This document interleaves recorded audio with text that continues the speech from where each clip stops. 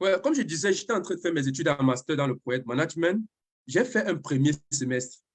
C'était une période de corona. Ça fait que j'entre dans les études, c'est en ligne. J'ai fait mon bachelor ingénieur dans les temps réglementés. J'ai fait vraiment mes 7 semestres. J'avais mon diplôme. J'ai commencé directement avec le master. Donc, lorsque je commence le master, on a six matières. On a 5 matières. On a 5 matières, ouais. Les cours Oui. sont en ligne, donc je suis un peu déboussolé. C'est une nouvelle université. Je ne sais pas trop comment m'y prendre. Sur 5 matières, j'échoue 3. Oui. J'échoue 3. Et je réussis seulement 2. Et avec les notes qu'on te repêche seulement, tu as 10. Donc, c'est Oui. fier. Tu as En fier. allemand, oui. En allemand, justement, le fier comme un nul, ouais. Ouais, c'est comme le 10 de moyenne en ces matières-là. Oui. Ce qui fait que je suis troublé. Je dis, mais je ne me reconnais pas. Mon papa nous a toujours éduqués avec l'optique du perfectionnisme, comme je vous dis là. Mon papa nous disait rarement mes félicitations. Il préférerait qu'un enfant ait 10 de moyenne et il soit premier que d'avoir 17 et sortir 10e. Ah bon? Ouais, c'est comme ça que j'ai été éduqué. Donc, ce qui fait que j'aspire toujours au perfectionnisme. Je veux toujours être celui qui doit être devant. Donc, je suis dans une nouvelle filière. Je suis dans une filière où il n'y a pas de loi. Avant de te couper, voilà, pour revenir un peu à la jeunesse, disons à ton enfance, à l'école primaire, tout ça, est-ce à dire que tu étais toujours parmi les premiers, que ce soit à l'école primaire ou au secondaire, un truc du genre, ou bien du moins parmi les meilleurs? J'étais parmi les meilleurs, j'étais toujours parmi les 5 premiers, voire maxi 10. Mais de mon secondaire en terminale, j'étais toujours parmi les premiers, pas seulement premier de ma salle, mais premier de l'établissement. OK. Donc, ça Voilà. m'a valu beaucoup de prix. Donc, c'était toujours cette optique-là, en fait, ce à quoi Oui. j'aspirais. Et lorsque j'arrive même à l'université, Oui. c'est la même chose, en fait. Oui. Tout Donc, moi, continue je ne comme sur les supporte pas. roulettes, quoi. Ça Exactement, permet, je ça ne permet de supporte pas. comprendre pourquoi tu as été choqué quand tu as échoué 2 Exactement. matières sur 5. C'est pour ça que j'ai insisté que tu reviennes un peu sur la Ouais. jeunesse. D'accord, tu peux continuer. Donc, ce qui fait que même au bachelor ingénieur, comme aussi que ingénieur au bachelor, j'ai un semestre où je ne réussis pas beaucoup de matières. J'entre aussi dans un petit choc, mais je le gère rapidement parce que le semestre qui va suivre, je vais faire 60 crédits. Waouh! En un Je fais, semestre. ouais, je fais 2 semestres en un semestre pour rattraper rapidement ce temps-là. Waouh! Et j'ai pu le réussir. Donc, ce qui fait que je dis, je suis toujours dans l'optique que rien ne va me dépasser. Mais c'était l'erreur fatale. Vraiment fatale parce que lorsque j'échoue ces matières-là, ça fait que le semestre qui suit, j'ai 8 matières. Et en master, 8 matières en master, ce n'est pas les matières du bachelor. Tu as les exposés à tout moment. Chaque semaine, tu as minimum 2 exposés où tu dois te préparer, tu dois lire les documents. Il n'y a pas les sources de lecture dans les exposés sont les livres. Donc, tu dois être constamment à la bibliothèque, tu dois constamment lire. J'avais une matière où nous étions 3 dans le groupe. Et parmi ces 3-là, j'étais avec vraiment des Allemands. Et pour se faire respecter, quand vous rencontrez, tu dois toujours prouver que oui, j'ai lu, je maîtrise. Sinon, à un moment, on peut te dénigrer. Et ça se présente. Quand les Allemands constatent que tu ne travailles pas, ils te manifestent cela clairement. Donc, j'entre dans la matière d'abord très tard parce que je n'ai pas pu m'enregistrer dans la matière à temps. J'avais 8 matières, comme je disais. Oui. Et ces matières-là, j'allais beaucoup travailler. Donc, chaque semaine, on avait un exposé. Et chaque semaine, il y avait les exposés que tu faisais seul, il y avait les exposés que je faisais aussi en groupe. Donc, quand la période là s'approche, la période où je fais une chute, parce que j'ai fait vraiment une chute, je ressentais vraiment les maux de tête. J'avais vraiment les maux de tête très pressants. Je ne dormais plus, j'avais perdu le sommeil et moi, je disais, ah, c'est pas grave. C'est juste pour quelques mois après, je vais retrouver mon équilibre normal. Oui. À la veille, j'ai les maux de tête intenses le matin. Et je suis du style, quand j'ai les maux de tête, j'évite les remettre. Je préfère boire de l'eau, je préfère prendre le repos. Oui. Mais je ne parvenais même plus à prendre de repos, je ne parvenais plus à boire de l'eau. Je me suis dit ce jour-là, demain j'ai exposé. Qu'est-ce que je fais? Je vais aller dormir, je finis mon exposé demain et je vais aller voir le médecin après. Je me rappelle, je faisais un VEC student cette période-là. Donc, au boulot aussi, j'avais beaucoup de responsabilités, puisque mon VEC student était le management. J'avais beaucoup de projets que je devais aussi présenter. Donc, j'avais le stress de tous les côtés. OK. J'ai dormi normalement cette nuit-là. Le matin, je me suis réveillé. J'ai dormi vers 1h30, 2h. À 5h, j'étais déjà debout. À 5h, j'étais déjà debout. Donc, pour montrer que je n'avais pas un sommeil, je n'ai pas pu dormir. Parce que je cogitais beaucoup sur l'exposé qu'on devrait faire. Je me suis réveillé, j'étais sur le lit. À 7h30, je me lève, je passe sur mon bureau d'études, j'allume ma machine normalement. Et je suppose que tout va bien. Je sais que j'ai allumé la machine. Moi, je me rappelle, j'avais allumé la machine. Et je me rappelle que j'ai eu une envie d'uriner. Donc, j'ai dit, OK, je vais aller uriner rapidement. Je viens, j'ouvre mon exposé, je me prépare. Je ne me rappelle plus de tout ce qui s'est passé. OK. Jusqu'au moment où ma soeur est en train de me secouer et de me secouer violemment. Elle dit, appelle. Puisque j'avais un petit frère qui vivait chez moi à l'université, dans mon appartement. Elle dit, appelle rapidement l'ambulance, appelle l'ambulance. J'écoute ça, mais je suis couché, je ne sais pas de quoi ce qui se passe. Ouais, tu es un peu dans les vapes, quoi. Ouais. Exactement. Je suis soudainement dit, mais on appelle l'ambulance, qu'est-ce qui s'est passé? Elle dit, je ne sais pas, tu es tombé 3 fois. Je dis, mais non, je ne suis pas tombé. Et s'il vous plaît, laissez-moi d'abord, on va poser ça après. J'ai exposé dans 10 minutes, donc laissez-moi me connecter, je dois faire mon exposé. Elle dit, impossible, je ne peux pas te laisser toucher la machine, tu n'es pas en état. Apte de... Ouais. Et je ressens cela quand je me lève. Quand je me lève, je retombe. Je n'avais plus de force. Parce que je venais de perdre près de 5 litres de sueur. Et ce sont les sels minéraux, pour ceux qui font la médecine. Ça veut dire que je venais de perdre beaucoup de sels minéraux. Ça fait le corps entre en paralysie, tu n'as plus de force dans tes jambes.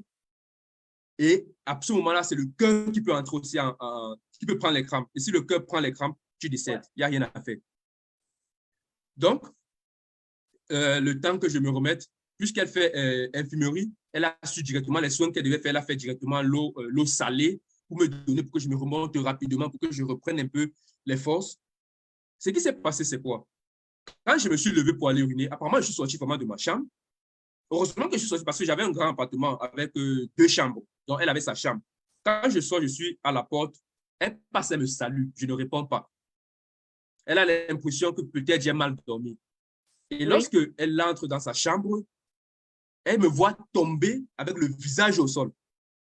Et à ce moment, j'avais une table cassable au salon. Heureusement que cette table était un peu plus éloignée. Je tombe avec le visage au sol. Je ne me rends pas compte. Elle comprend que ça peut être sérieux, ça peut être vraiment un problème important. Elle me dit, qu'est-ce qu'il y a, Ghislain? Je dis, ah, il n'y a rien. J'essaie de me lever. Je dis que je vais aux toilettes. J'ai perdu l'orientation. Quand je dis je vais aux toilettes, je rentre plutôt dans la chambre. Elle comprend, puisqu'elle fait infirmerie, elle sait que je suis en train d'entrer, je risque de faire un accident vasculaire. Elle me dit, non, tu n'es pas en train d'aller aux toilettes, tu es en train d'aller dans la chambre, il y a un problème. Je dis, non, il n'y a pas de souci. Je pars dans la chambre, je retombe encore. OK. Elle appelle mon petit frère là, et lui, il était en train de se laver, il dit que viens, Ghislain a un souci. Il me raccompagne aux toilettes, j'urine normalement, je reviens dans la chambre, je retombe encore. Pour une 3e fois. Pour une 3e fois. Et je ne me rappelais pas, je ne me suis pas rappelé de rien de tout ce qui s'est passé. Puisque après, c'est quand ils t'ont relaté les faits que voilà. Là, ce sont les faits qu'ils me relatent. Et c'est à ce moment-là que je me lève, j'essaie de causer avec elle, essaie de m'entretenir. Mais j'ai un souci. J'ai un exposé, je dois exposer. Donc, c'était la seule chose que j'avais en tête. J'ai dit, prenez mon téléphone. Elle dit, non, même le téléphone, tu n'as pas le droit à toucher au téléphone. J'ai dit, OK, entrez dans mon WhatsApp, écrivez dans tel groupe que j'ai une situation de santé, je suis en train d'aller à l'hôpital parce que je ne veux pas rater mon exposé. Elle me dit, OK, elle va essayer de faire l'effort. Pendant ce temps, on attendait l'ambulance. L'ambulance est arrivée, j'étais allongé sur le canapé. Pendant ce temps-là, je prenais l'eau salée, donc pour me remonter, pour reprendre les sels minéraux. Et jusqu'à ce que l'ambulance vienne, ils ont pris mes paramètres, ils m'ont injecté. Même c'est là où j'ai su que c'était vraiment terrible parce que le sang, on ne parvenait plus à faire ressortir le sang. Le docteur me dit, mais tu n'as pas de problème de glycémie, qu'est-ce qui ne va pas? Tu as déjà eu à tomber une fois. Il dit, non, ça ne m'est jamais arrivé. Je joue, je fais le sport, donc ça ne m'est jamais arrivé. Il me dit, il y a problème, fais attention. Je suis entré dans il me dit, fais très attention. Pour toi, un jeune qui n'a jamais fait ce genre de truc, tu pouvais faire un AVC directement là où tu es là. Ils me disent, je dis que non, ce n'est rien, ce n'est pas grave, ça va passer. Ils me disent, OK, lève-toi, marche, descends les escaliers, on va aller à l'hôpital. C'est là où j'ai compris que je n'ai plus le contrôle sur mon corps. Je ne parvenais pas à lever le pied du sol. Donc, ils ont fait monter les appareils, ils m'ont porté. Ça fait bizarre, mais se trouver vraiment porté et poussé dans ces ambulances, c'est un autre gefühl, c'est un autre ressenti, au fait. C'est un autre ressenti. Ma cousine, puisqu'elle me dit, puisqu'on ne peut pas, c'était la période de Corona aussi, je crois que c'est la fin de Corona déjà, on ne peut pas entrer dans la On voiture parle avec de toi, quelle prends ton année? téléphone. On parle de quelle année là, Ghislain? 2022. 2022, l'an dernier. D'accord. Ouais, je crois que c'était la période de mai-juin. OK. Mai, ouais, avril-mai plutôt. Avril-mai. Je dis, elle me dit, OK, prends ton téléphone. Quand elle me donne mon téléphone, je suis plutôt fier parce qu'elle dit, je vais faire mon exposé. On arrive à l'hôpital, on me met directement les appareils, tout. Laisse qu'ils finissent de me mettre les appareils, ils sortent, je me connecte. Je me connecte pour faire l'exposé, pour exposer vraiment. Ah, tu as Ouais. vraiment l'intention Donc, pour dire, d'exposer. j'avais vraiment perdu le contrôle de ce que je n'étais même pas conscient de ce qui m'arrivait. Ouais. Je me suis connecté.